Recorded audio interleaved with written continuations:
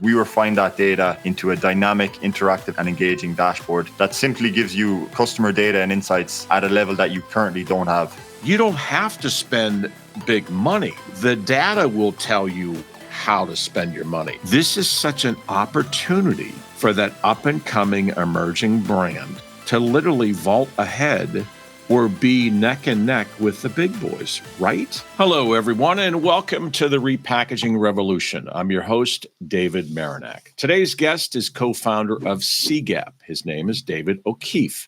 CPG, FMCG brands have not changed how they use packaging to engage with consumers for decades. Many brands expect consumers to call a helpline to make a complaint or even ask a question. This is just not good enough in a world where consumers have become used to the sort of customer service they get on websites like Amazon. David O'Keefe lives and breathes QR codes. From his native Ireland, his knowledge of the QR code industry is hitting the U.S. and North America, and his company CGAP intends to be top of mind and the leader in this space. David O'Keefe, my friend, welcome to the show. Thank you for having me, David. And wow, what a introduction. Dude, you know what? I just, the more and more we talk, this QR code stuff like the back of your hand. And I know that you're kind of really humble in the fact that you're rolling this out in Europe and just kind of proving the model, if you want to say, or as you say it. But you know what, man, this is such an untapped market. And that's why, even when we chatted earlier this week, I'm like, we got to get this guy on because I just see so many companies that could use this to really out hustle the big boys, and I speak mainly from what I know a lot here in North America, US and Canada. But I just, at a time when companies are so desperate to stand out and be different, and the fact that they're not using this technology, which has been around for a while, is just mind-blowing to me. So anyhow, for what that's worth. Mm-hmm. So tell us a little bit about you. How did you even give us a little bit of a background? I'd love to learn about your story. I know you kind of came up through university and you kind of had some interest in this space, but what was it that, tell us a little bit about your background. Yeah, what causes someone to become so obsessed with QR codes? Exactly. What goes wrong? Dude, how about packaging? Same thing, brother. It's the same. It's like, What are you doing there? It's not the sexiest thing in the world, but hey, let's go. Hey, that's it. Look, I do believe it's my calling in a way, however cringy that might sound. But my story is nothing too amazing. It's nothing crazy. I didn't have this outrageous background. Grew up in a small town in Ireland, where hurling or sport was kind of the main focal point. Didn't really align with that heavily, so I always kind of grew up trying to find my place in the world, and I was always drawn towards businesses. I was that kid in school selling sweets out of his locker, trying to make a buck. Yeah. Ultimately went to college and did a business degree. As you do in Ireland, it's very natural. After school, you go to college. Very natural progression there. Left college, joined the corporate world and thought that would be my life. That I had a good job in the corporate space, a company that was acquired by JP Morgan. And ultimately, after a number of years, when that acquisition happened and people became millionaires overnight, it kind of got my mind thinking that, I've always wanted to get back into the world of business. Right. I had run some businesses in my life and none of them were successful, smaller scale, but I was always drawn towards that idea. And I just got a chatting with one of my partners in CGAP, and we noticed that consumer packaging, it's one of those things that hasn't really underwent much changes. Agreed. There's been such massive technological shifts in so much industries. But packaging, since it was first created by, I believe it was the Romans, or whoever created packaging, it has always remained static. And it was based on our experience in the retail service industry that we noticed this static packaging was causing a lot of problems for brands. And it didn't necessarily have to be that way. And it was also causing a lot of problems for consumers with not knowing which brands were the ones to be chosen, not knowing which brands was suitable for their certain allergens or just their general overall needs. Right. And we believe that we can solve that and a lot more with CGAP as well. Well, and again, and I'll keep referring back to this because you and I are both aligned in this. It's so interesting to me. Packaging in general, the technology in packaging. Yes, you've got cutting edge stuff that's out there. And again, everyone's, the environmental piece and that kind of stuff. And I totally get that. But the technology or using technology in the packaging space seems to be 5 and 10 years behind every other industry. And what you're trying to do is so top of mind, but it's like a lot of people don't understand. They look at the QR code. I'm just speaking from, experience, and they think, oh, that's a crazy technology or whatever. You guys are really trying to streamline this and make it, very, very consumer friendly, understandable for companies to kind of it. So tell us about that. What was that evolution with CGAP? You and a partner were kind of looking at this saying, okay, well, how do you take that then? And then I guess you could say really become the best at it, which is kind of really what you're striving for. Tell us a little bit more about what CGAP does. Certainly. So on the surface, you might say CGAP is a QR code solution provider. We are, but ultimately we look at QR codes as simply a tool. It's a tool or a portal or a gateway to connect the customer from the offline to online world with one scan of that packaging.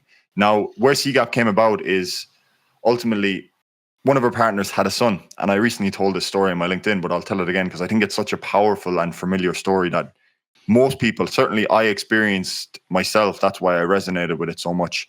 One of our co-founders has a son, and his son has autism, can't communicate verbally, very difficult to communicate what he likes, what he dislikes, but he loves a certain brand of sweet potato chips. This one certain brand, which I won't drop their name, just to save both of us from legality issues. His favorite brand of sweet potato chips. One day he stops eating it. Very uncharacteristic of him. Can't explain exactly why. He just stopped eating them. Lo and behold, my co-founder tried one of the chips and he realized instantly something had gone terribly wrong. There was clearly something wrong with this product that once tasted lovely and now it was tasting completely different. The taste profile was ruined. Wow. Now, he is someone who wants to get to the bottom of things, a bit like myself, and he called them up, he rang them, sent them emails, tried to get through to them, no response. Very time-consuming process to actually reach out to this brand and give the feedback. And ultimately, after about 5 weeks, he got contacted by the brand, and the brand had mentioned to him, look, sorry about your experience. What had happened was 5,000 bags of sweet potato chips had gone into the Irish market, but they didn't have the starch washed off the chips, effectively ruining the taste profile of those chips. The most shocking thing about the whole thing was that only 3 people had actually given negative feedback out of those 5,000 experiences. And really what he theorized was, number one, it's difficult and time consuming for a customer to give feedback. Right. If you have a negative experience, how do you give feedback? Do you go to social media and post about it? Where does it really matter? Is it going to be read? Are you just being a bit of a Karen online or something like that? Right. Do you ring them up? Do you go through the process of finding their phone number, ringing them up? Do people want to have a confrontation on the phone? Some people do, but I would say the majority of people don't. Right. Or do you send them an email address that for the brand is very difficult to track? It's very difficult to see that email and actually manage like a number of emails coming in. So on the consumer side, it's difficult for them to give feedback, and do they even think their feedback is going to be getting used? And on the brand side, it's difficult for them to capture feedback and insights. And is that feedback even going to be worthwhile with the low quantity that it have? So I suppose the solution to all of this would be a QR code on the packaging. Customers would have been able to scan, give their insights, give their feedback, and then ultimately that sweet potato chip brand would have spotted this problem a lot sooner rather than later, and then been able to follow up with the customers who had that negative experience. I love that because that really does dial in, first of all, who you and your partner are, and the fact that, hey, we want to get something, we want to make some change. Obviously, as a dad, your partner with the autistic son, I mean, this is the way it works. I love it. But thank goodness it was just starch. We have a lot of these product recalls and things that go on here. And I'm not, there's peanut allergies and things that people could really seriously get hurt. Yeah. And those are the kind of things that this technology could really short circuit, if you will. And instead of 5 weeks, it could have been 5 hours for that matter, if done properly. Yeah, totally agree. So take us through. Okay, so this happens. And you guys begin to look into as a couple of entrepreneurs do, you look at this and go, okay, but tell us more about, so C-Gap's solution at this particular point. And I want you to really kind of bring this together, because it's one thing to have the QR code and be able to kind of, share messages back and forth, I guess you could say. But the other side of this is you also have to have the company monitoring these things, right? Yeah. Is that a good statement? Yeah, for sure. The company has to monitor the feedback you're getting, the general site as a whole. Really, that sweet potato chips example was kind of our eureka moment. That was kind of the look, there's clearly a problem here if a heavily resourced brand, which this company are dealing with a problem like that. And lo and behold, they probably lost 5,000 customers because my partner never bought from them again after having that experience.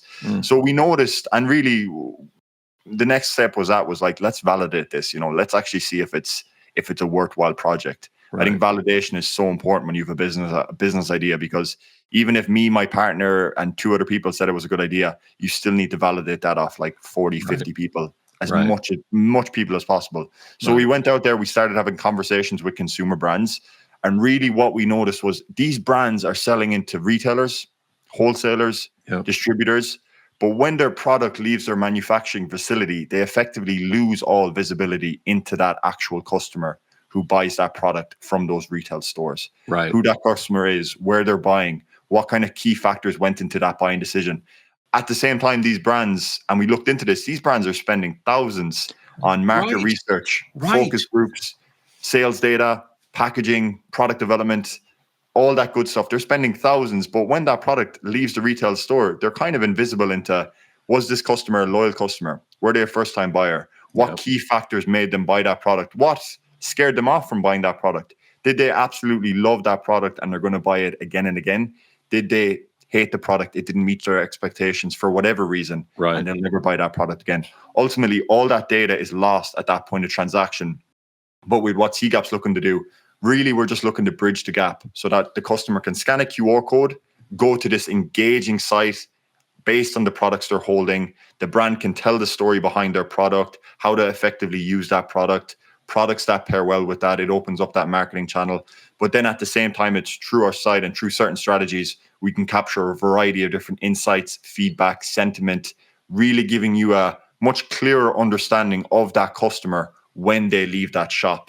And it's, The 2 main questions that come to mind with this, and you really struck on something, but let me ask this one first, because I think it's really important. How do we change, yourself, me, here in North America too, how do we change that I guess you could say mindset, or get people to, because it's you're so right on, when it leaves the retailer or wherever it goes, you got nothing. But how do we change that behavior? That was the word I was looking for, where we kind of, encourage people to use the QR code from the consumer side and monitor from the business side. And obviously, because the data in this day and age, you and I talked about this originally, that's how Amazon and Apple and these, it's all data rich. It's all data rich. And it's amazing to me of how many companies are okay with sort of like, well, I guess, they and you guys are, and that's why I call this untapped potential. How do we change that behavior, David, and get these people to kind of see the value? I think the simple answer is education. I think just genuine education on this, because I think there's a misconception that QR codes, they're really only good for just customer engagement. Look, I'll send my customer to a nice website. I'll try get their email through our website. There's nothing really else useful for it. And then on the consumer side, on the shopper side, I feel like some consumers are almost blind to QR codes at this stage. They've had so much experiences. I've had them. I'm someone who scans every QR code. My girlfriend hates me. I'm in shops and I'm not even talking to her. I'm just off to the side scanning a QR code. Exactly. And every time I scan them, I'm like, why didn't they do this? Why did they do that? Why are they doing this? But I think for the consumer side, for the shopper side, I think there needs to be education around the benefits of QR codes for them as well. Because I think so many consumers have scanned QR codes and they get taken to a site. The site might not work. There's no real value for them. Right. And that's having a negative connotation in their mind on QR codes. Right. So we need to educate the customer on QR codes. How do we educate the customer on QR codes? Strong call to actions, making it clear that this is what the customer is going to get when they actually scan the QR code. Certain incentive, reward programs, loyalty programs work really well. Yeah, right. Telling your customers about it on social media, et cetera, et cetera. I think for the brand side, I just think that with the GS1 initiative and with those changes coming down the line, QR codes are not going to be optional. They're going to be a necessity. And I think the brands that adopt them sooner rather than later, they're going to be at such an added value in terms of understanding their customer, having a direct point of contact with those offline shoppers, and having a much more engaging experience. Because if you walk into any shop and you go to, let's say, the ketchup aisle, okay, let's say ketchup. Ketchup aisle might have like 10 different bottles of ketchup. Right. They all look the exact same. Their packaging is slightly different. They all look the exact same, but all of those brands have unique stories attached to them, unique use cases attached to them, unique ingredients in some cases. But there's such a limited amount of space on packaging. Telling all of that story is next to impossible. Right. But with a QR code, bam, one scan, you're getting almost a product passport of that product with that story, with that unique selling point, with that value proposition. So it's kind of like the packaging is talking back to the customer as well. Yeah, and I really want to make sure that we don't gloss over, because what makes CGAP so powerful and the potential so huge is you capture that data, correct? Yes. That's part of what you bring to the table. Like you said from the beginning, it's not just a fancy sort of like, hey, thanks for joining our this is really where the power is. Tell us more about what you, well, not even what you saw, what you guys do that really separates you. Because I really think that's where, it doesn't do us any good to kind of, unless there's the prize in the middle, if you will. Yes, the consumer, some directive to get there, but really from a business standpoint, for them to be able to go, holy crap, we can out hustle the big ketchup brands, back to your example, and be this guy because people want to know our all natural ingredients or whatever it is. But tell us how CGAP's, what you do and how you make that user friendly, if you will, with the data. Yeah. We just make it make sense. We make the data make sense. Smart. That really is it. Data is essentially useless unless it's refined. And that's what CGAP does. We refine that data into a dynamic, interactive, and engaging dashboard that simply gives you customer data and insights at a level that you currently don't have. Right. Depending on what you want to ask your customers, depending on what you want to know with your customers, we're very flexible in that sense. Obviously, we've got best practices on what we've seen work and what we've seen avoid. But with our dashboard, you're essentially going to be getting every product at a product-specific level, and you're going to be getting a unique customer profile attached to that specific product. Wow. I won't go into it too much. I don't want to give, you don't want to, you're never going to give the sauce away. Yeah. But what you're sorry to interrupt you, but what you're saying is really where I wanted to go with that, because it's so critical. I mean, I cannot state this enough, and I keep repeating myself, but it's so important.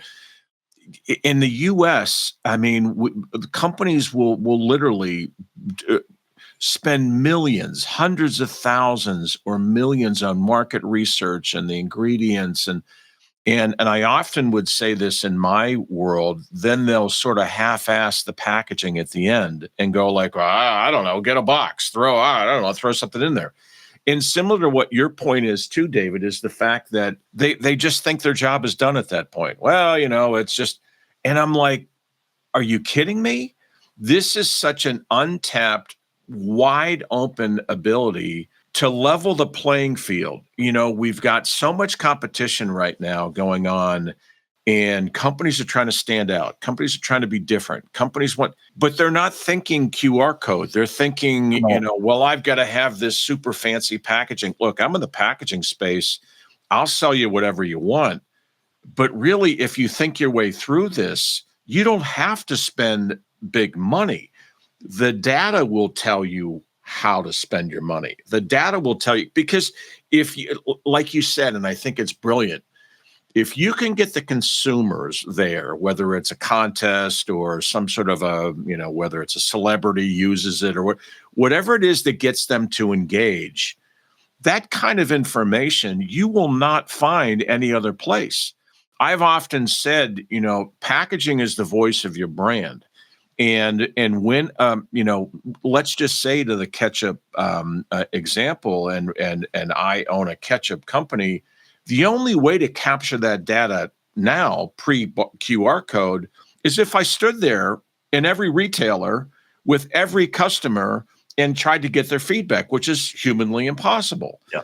But the QR code piece of this is just, I mean, and then to be able to make educated decisions then based upon the fact that, okay, we're in these retailers and they love this because of the price point, or these other people loved it because we use fresh tomatoes and we don't can tomatoes, or whatever it is. And I mean, goodness gracious, man, tell it. This is where this is so exciting, because this is that leg up to really out hustle and beat the big boys, or compete with the big boys out there. And it's also not having to rely on other providers as well, because that's one thing we saw as well. Like, these brands put so much resources and focus into the pre-product launch. Yeah. It's almost like you're playing a game of football and you get to the 10-yard line and you're ready to launch your product, you're ready to score that touchdown. But it's after that actually happens, after that launch happens, it's kind of darkness. I know. And if something goes wrong, they don't really know why something went wrong. And if consumer trends are changing over time, or consumer behavior is changing over time, or a bad batch of products come out that can just ruin your credibility, it's kind of invisible after that post-product launch. But with something like a QR code solution provider, it's a cost-effective way of capturing your own consumer insights. Obviously, you're going to be using a solution provider like CGAP, but at the same time, we're just making it very easy for you to do that, and we're refining that data. It's still going to be your data. It's still going to be your insights, and you're essentially capturing your own consumer insights directly from your own product packaging, not having to rely on other companies necessarily. Yeah, and I think that's spot on too, and it's a good segue into, so tell us about, with CGAP in particular, who would be that target? I mean, I know you've done work with Molson, you've done some work with some other large companies, but who's the target customer right now at this particular point that you are going at? And it can be anybody. There's no right or wrong answer, but who are you trying to target and kind of prove the model with? The biggest of the big, the mom and pops, the medium guys? Tell us a little bit more about your target customer. Yeah, regarding our target customer, I would say that we're looking to target those brands that are kind of high transactional brands selling in the thousands of products a week. They have a large product range, because one thing we're very hopeful about, and one thing we're doing at the moment, is the comparison of products. So a brand might have 20 products, and with our solution, you'd essentially be able to compare all of those 20 products against one another to see why one is doing well, why one is maybe underperforming. Obviously, a brand with a great story helps, but it's not a necessity. That's obviously very crucial. A brand with a great story, that they're going to want to tell that through their product packaging. But we're very hopeful, and we're not overly picky on who we're targeting initially. And the reason for that is because QR codes are going to be on packaging globally in the next few years.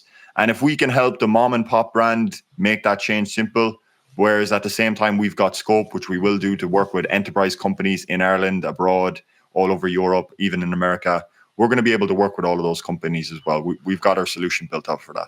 Yeah, and again, just to kind of follow on one of my earlier questions, but I mean, this is kind of, at least I can speak from the US, David. We tend to be so lazy here.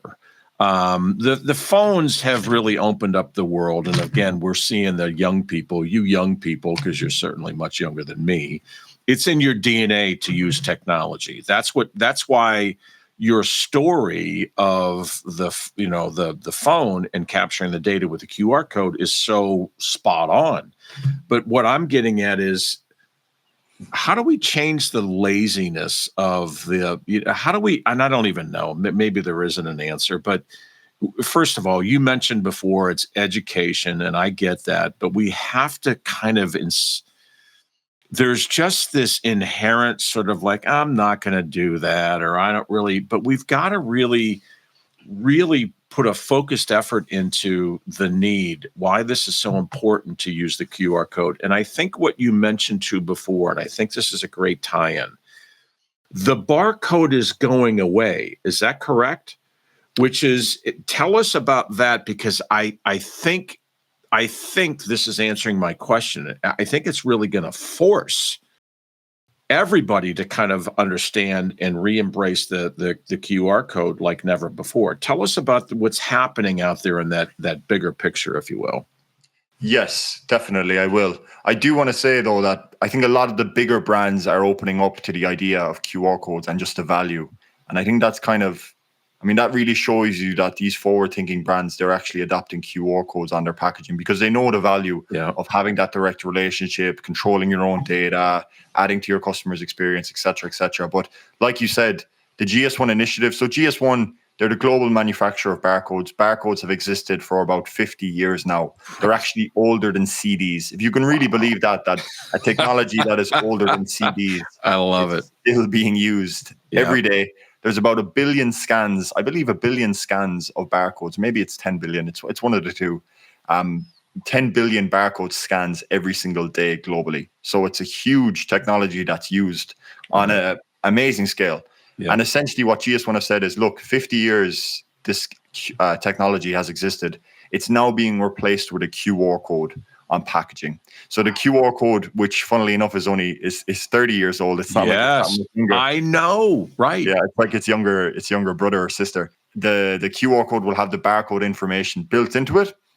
But at the same time, if the customer scans with their phone, they'll get taken to that amazing, interactive, engaging experience. If the point of sale scanner scans with their point of sale scanner, love it, they'll get taken to the barcode information. It's a massive change. It's happening in 2027. It's kind of the start of it. Yeah. What we're seeing now, though, is brands are looking at QR codes as, hey, we're going to have this on our packaging sooner rather than later. There's a ton of benefits for QR codes. Let's get ahead of the curve now, integrate it now, and then ultimately that transition is far smoother than if you were to wait till 2027. Yeah, and again, you mentioned something that the big brands are embracing this, and I get that, but we still have to change consumer behavior in some way. We still have to get people to use it. And I did not know, and I think it's absolutely brilliant now to think of this, that the barcode is now embedded into the QR code going forward, or whatever this initiative is going to be. But we've got to still change that consumer behavior, or people to understand the perception behind this.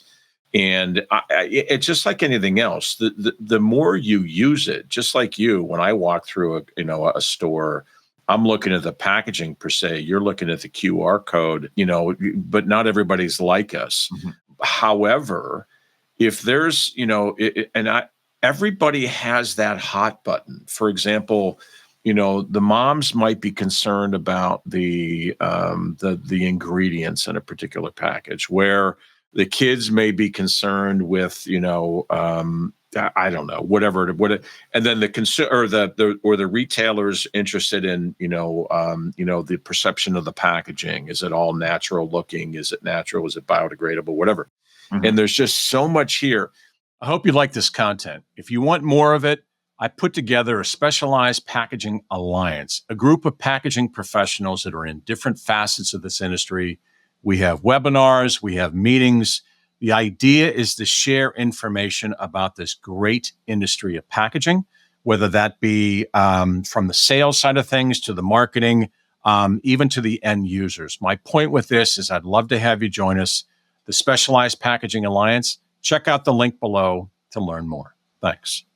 Tell us a little bit more, and I before I even get there, the one thing I keep going back to again is this is such an opportunity for that up-and-coming emerging brand in any sector of the business to literally vault ahead or be neck and neck with the big boys, right? Mm-hmm. Unbelievable. So what makes a good client for CGAP? Somebody that, it's going to be a little bit of a forward-thinking company, right? You're going to need somebody there. Is your best customer, somebody that is familiar with QR codes and the technology, or just interested in competing like never before? What's the best way for us to kind of let people know about your technology and what it is that CGAP does, that's better than anybody else or different. This isn't about patting yourself on the, this is about, you guys bring a very unique blend of the data, like you said, to be able to compare different SKUs and flavors or versions or packaging, whatever. Give us that kind of sales pitch, if you will, and who's the best kind of customer that you want to go after. And by the way, even better, who's the best contact at a company? Are you going through the marketing department? Or are you going through a CEO level? Mm-hmm. Because this has got to be embraced throughout the company. But tell us a little bit more about that. Sure, certainly. It's a difficult question to answer regarding a targeted customer, because maybe I'm biased, David, but I see so much use cases for this. It's hard for me to just be like, we want to work with food brands that have XYZ products, because food brands is the obvious one. Look, scan a QR code, you get detailed recipe. Scan a QR code, you get the story behind that product, how it was made, other products that pairs well with that. But then I look at the beauty space, scan a QR code, and here's a quiz on your certain skin type. And by the way, based on the answer to that quiz, here are 3 products that pair well with that certain skin type. We just emailed them to you there. Or you've got the supplement space. Scan a QR code on the supplement. By the way, did you know vitamin D pairs very well with K2? Here's a link to that immediately. Click on that. But again, it's definitely what you said. It's forward-thinking brands. It's brands who want to squeeze the most value out of their products. Right. And not to say squeeze the most value out of their customers. I get it. Yeah. No, squeeze the most value out of their products. And definitely forward-thinking brands that want to compete in a competitive category. It's really kind of different. It's the same thing in the packaging space as well. Every company is different. Some places the decision maker is a C-suite level somewhere that you have to find. Rarely is it the buyer level who's just doing transactions back and forth. You've got to get somebody. You need a champion, so to speak, if you will, at a company to be able to say, hey, this is technology that we need. And it's not the beauty of the C-Gap is what you're doing is so critical, so needed, so valuable, so wide open. Like you said, I mean, you could run just in the food space, but non-food or whatever. But what you guys bring to the table is so valuable, but it's cost effective. This isn't a big capital expense to bolt on with a C-Gap and partner with a C-Gap to be able to literally almost immediately take your company in a totally in a good way, a different direction or a better direction, something. Because what you guys have is just, you're giving them something not many companies have access to or know where to find. And again, and this is just me talking as your friend, I've just seen what you do. And I've seen the technology, and I just think to myself, this company is going to crush it. This company is just literally going to crush it. Because you've got so many different areas you can go. How do you have that discipline, David, to be able to kind of go, yeah, we could go in 100 different directions right now? Because you could. Mm-hmm. How do you keep that together in such a way and stay really, really locked into really making sure that whatever you're doing still gets that value and quality, still make sure that that customer gets that high touch rate from a C-Gap that isn't lost in the shuffle, and you have that ability to kind of keep everybody that comes through the C-Gap process feels like they're your only customer, which is important. How do you do that? Is that a discipline? Did you learn that? I mean, where did that come from? Sure. There's 2 things that jump to mind, and it's definitely something, I wouldn't say I struggle with, but it's definitely something I struggled with previously. Yeah. The 2 things will be discipline, priorities. Yeah.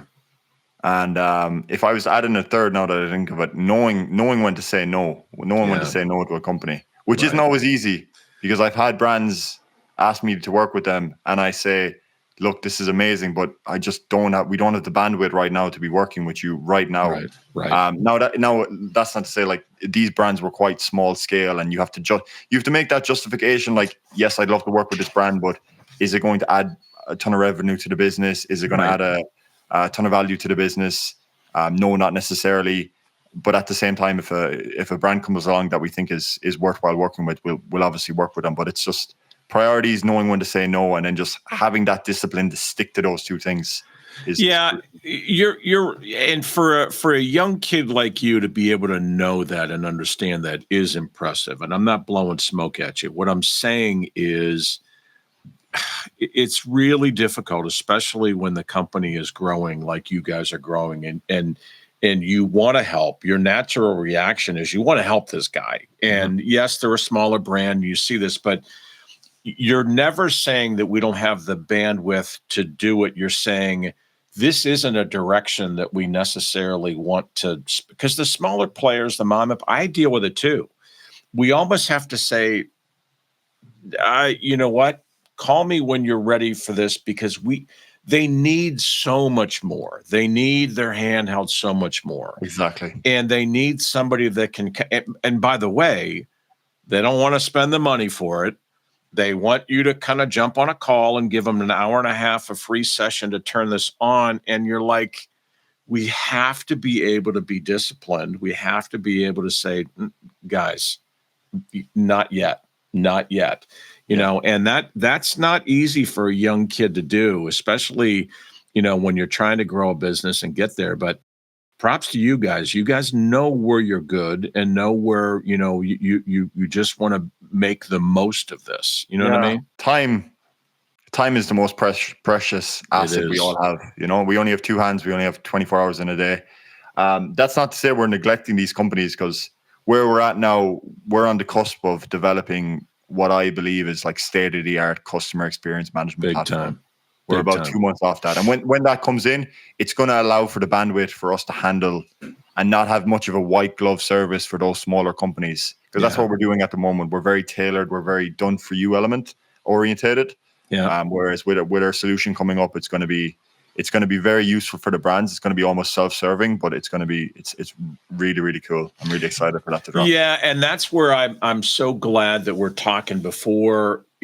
You're going to hit it big. You're going to hit it big. You're going to hit it big in the States. You're going to come out, and I want to pave that way for you. I want you guys to have, I want people to know about you. And yeah, that's right. I saw this. And so the more, and one of the things you and I talked about from the very beginning was this is going to be the first of several of these little get-togethers for us, because the more you add on the technology or add on a feature or something, people need to know this, man. They need to know it and they need to understand it. There was a case study that you wanted to bring in, and tell us about a particular case study that really kind of succinctly puts this together. Tell me, Ballymaloe, is that how we pronounce that? Ballymaloe, correct. Okay, Ballymaloe. The reason I wanted to mention that, because I think it's such a good overview on what it is we're actually trying to do. Yeah. And to give you the backstory, Ballymaloe were sending products to UK customers. And ultimately, the Irish market is fantastic, but for a lot of food brands in Ireland, naturally, you want to go to that closest market. You want to go to UK, you want to scale up there for obvious reasons, which I don't need to go over. But one of the things Ballymaloe are running into is we've got customers in the UK, we're sending them jars, they're buying our products, but we really have no idea who these customers are. We really have no idea whether the profile of our Irish customers is similar to the profile of the UK customers. Right. Because in the UK market, in the niche category they sit in for this particular product, there's a lot of competitors. There's a lot of other competitors in that space. Whereas Ballymaloe is probably one of the most well-known brands in Ireland. I would say 90% of houses have a jar of Ballymaloe in them. Wow. But because they were selling into the UK, they're up against competition. Their consumers are already bought in with those competitors. So how are they going to capture that market share off those customers? And what a QR code essentially allowed them to do was they could now capture consistent flows of insights into these UK customers, learning what they like, what they dislike, what they want to see more of, what they would change, general demographical information, but also, of course, how they actually stacked up against those competitors. And overall, it was resounding positivity in terms of that, in terms of how they stack up against those competitors as well. Did they do anything different to get people to embrace? You were saying that, that really made them stand out differently. Just putting a QR code on the package is one thing, but did they do anything else on top of that? The scan me or contest, I don't know, but was there any incentive, or what was it that got people to actually change that behavior? Or maybe it's different in the UK. Are they used to using the barcode, and if they see it, they'll use it? That's sort of where I'm going. No, I see what you're saying. I think UK would be a small bit further ahead than Ireland in terms of QR codes, but not that much. I would always recommend a call to action, regardless, even in Asia where QR codes are everywhere. I would always recommend a QR code because it just gives that customer further clarification that if I scan this, I'm not going to be wasting my time. No one wants to waste their time. So yes, we did use a call to action. It was a trip to Ireland, and the customer would scan. They would have to fill out their insights, etc., for the chance to win a trip to Ireland, which is obviously very interesting. Yeah, I think I think it's brilliant, and I wanted to make sure that we kind of captured that, because that is really, at least initially, you're going to have to give somebody a call to action, and whether it's a trip, a coupon, a contest, something. But once they get used to it, I think that's gonna. There needs to be an incentive now for John Q. consumer. Mm-hmm. But I think once more and more people kind of see this as it'll become human nature. Like, oh, I want to see the ingredients on this, or oh, I want to see, when was this packaged? When was this produced? All that kind of data just makes it such a powerful, untapped tool. So, well, let me ask you this as we begin to kind of land the plane. I could talk to you for hours, dude. This is such an exciting time for you guys, and I just can't wait to see where this continues. But where do you see CGAP in 3, 5, 10 years? Tell us a little bit about what the dream is. What's the big picture, so we can actually support that for you guys to be able to kind of, continue to watch you grow? Yeah, it's an interesting question. I'm someone who does a lot of visualization. Me too, brother. Me too. It definitely works. But when I'm sitting at home at night thinking about the future CGAP, one of my ultimate goals is QR codes to be scanned in every single continent of the world. I love it. So I want a QR code to be scanned in every single continent. I want to be bringing value to our customers, but I also want to be bringing value to the consumers. That's something that's very important to me, is consumers deserve transparency and trust with the brands they have. And I think for not all brands, but I think a lot of brands, transparency isn't something they're doing because it's not something they necessarily have to do. Right. I think if more brands are transparent and they're getting the benefits of being transparent, I think more companies who aren't necessarily wanting to be transparent, I think they'll have to fall into line. Digital Product Passport is a prime example of that. But I think to cap it off with CGAP, we want to be working in multiple different industries, not just FMCG, advertising, pretty much any consumer goods, pharmaceutical, and just being a global player in the QR code space, providing jobs across Ireland, providing jobs across the world, essentially. Dude, I can't wait, because you're well on your way, man. This is something that, to me, I just, knowing you like I do, you'll continue to keep adding to the technology to refine it, because I think what you said was really spot on here too, which I think is a great point. Companies will embrace this, but if you can get that consumer to embrace this, and the transparency and to bridge that gap with transparency, that's where this kind of really takes off. Because at the end of the day, people just want to know, is this food safe? And was it, is this, look, my kid has a peanut allergy, or my daughter has some sort of allergic reaction to something else. And again, that's an ingredient transparency, but the transparency true too on the company's story, and why maybe the product is 5% more expensive than somebody else. But if somebody reads that and understands that they're only using farm raised, whatever, oh, I get it. This is what makes what you're doing so unbelievably powerful, because you're giving them another shot or another multiple shots in communicating that, yeah, we might be 5% more expensive, but we're going to be the total lowest cost when you look at X, Y, and Z. And yeah, completely. Wow, it's unbelievable. And the You fact have to. that, you have to.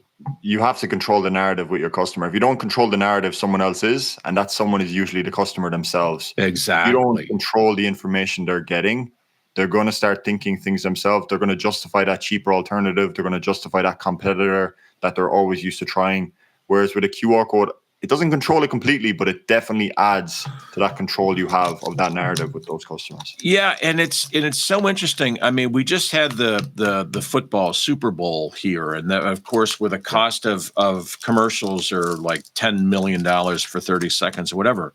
Crazy. But it is. But that really kind of what you were saying, that still shows me the wide openness of a C-Gap's potential here. Because if they're still spending $6 million for a Bud Light commercial for 30 seconds on a Super Bowl, whereas they could actually spend much less and much more engaging both ways.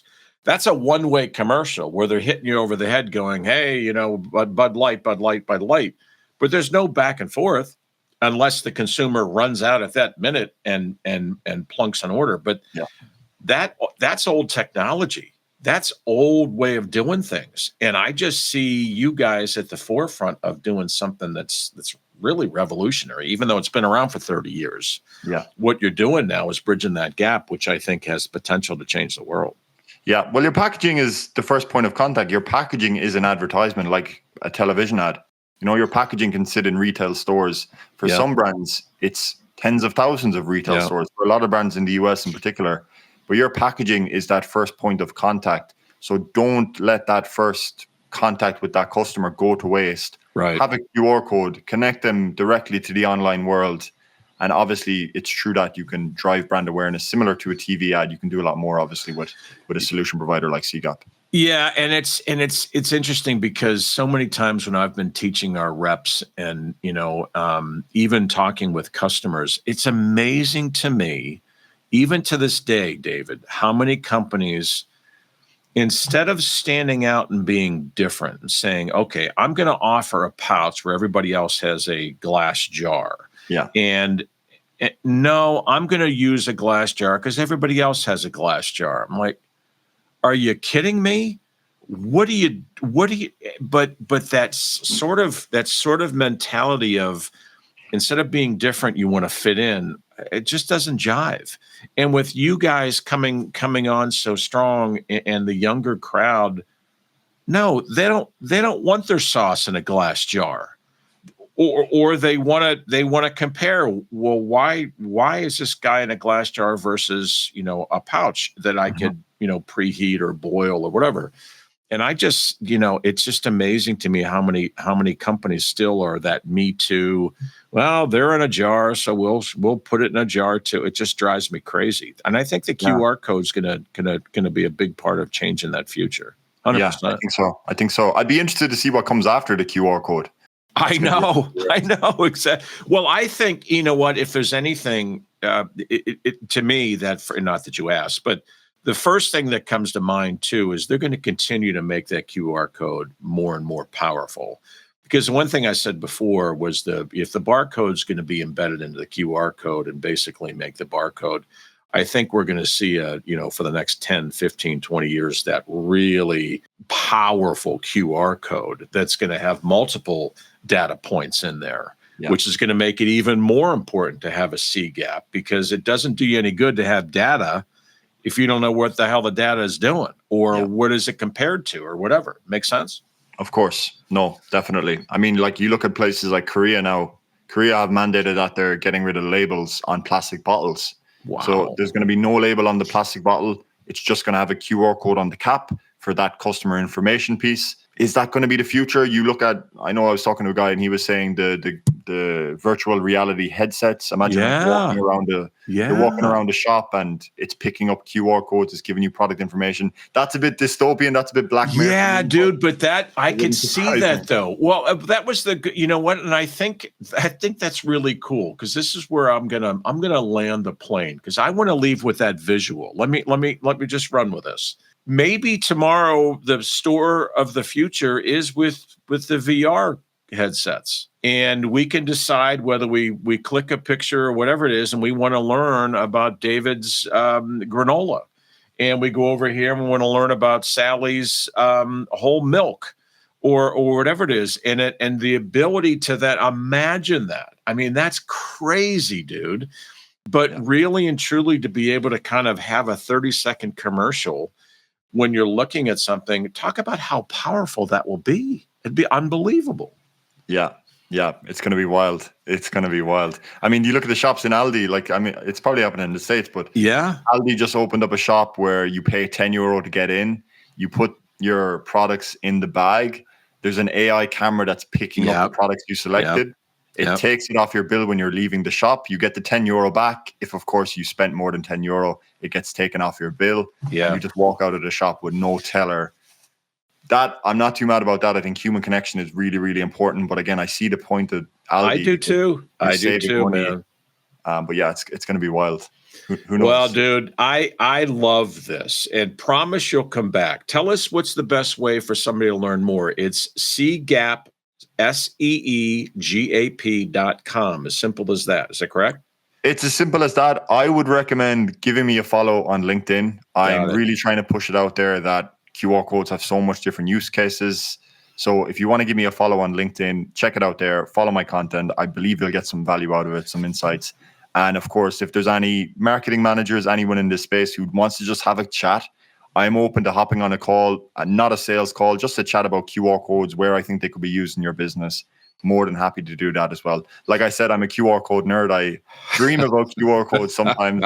I'll probably end up getting a QR code tattoo. Yes.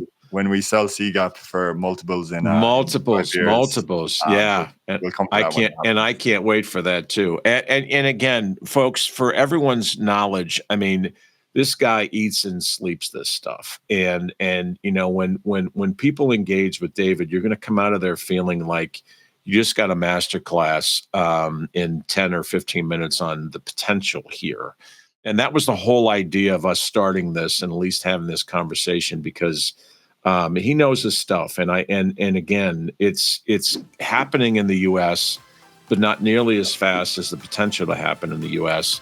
And I just think this guy is really on the cutting edge of something. So, David, my friend, it was good talking with you, bud. Hi, everyone. It's David Baranek. I hope you enjoyed that episode. If you want to see more, here's another video that you can check out, and I hope you enjoy it. Thanks.